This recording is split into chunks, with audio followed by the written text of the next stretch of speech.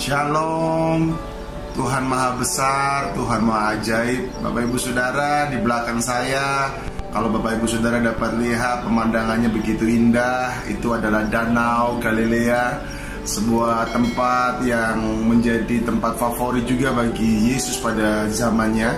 Karena saya mencatat paling tidak ada 7 kejadian yang berhubungan dengan Danau Galilea.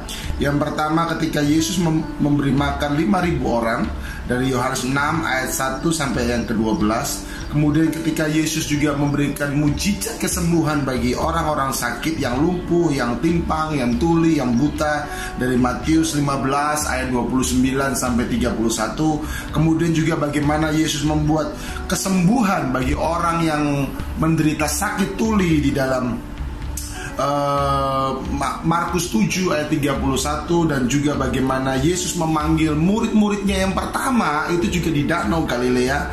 Dan saya percaya yang berikut ini pasti kita semua ingat bagaimana Yesus berjalan di atas air, kemudian Petrus menyusulnya, tetapi sayang karena ketakutan akhirnya Petrus tenggelam, tapi kemudian diselamatkan oleh Yesus. Itu ada di dalam Matius 14 ayat 22 sampai 33. Kemudian juga sebuah kejadian yang saya percaya kita juga pasti mengingatnya, bagaimana ketika terjadi taufan yang begitu hebat, ya, ketika murid-murid ketakutan, akhirnya Yesus harus meredakan taufan itu ketika ada di Danau Galilea. Itu ada juga di dalam Markus pasal yang keempat ayat yang ke-35.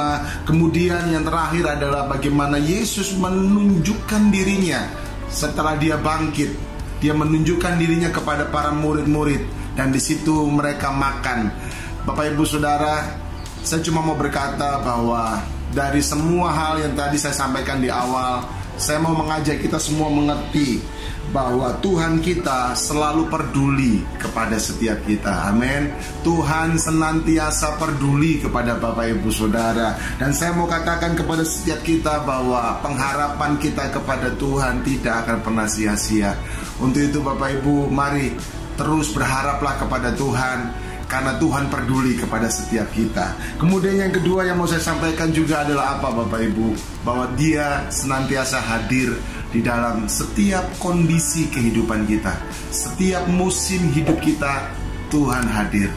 Bahkan Tuhan bukan cuma hadir, Tuhan siap untuk bekerja menolong setiap kita.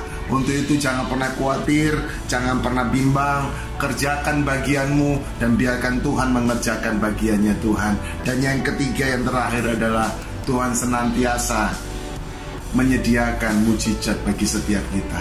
Terima kasih, Tuhan Yesus memberkati.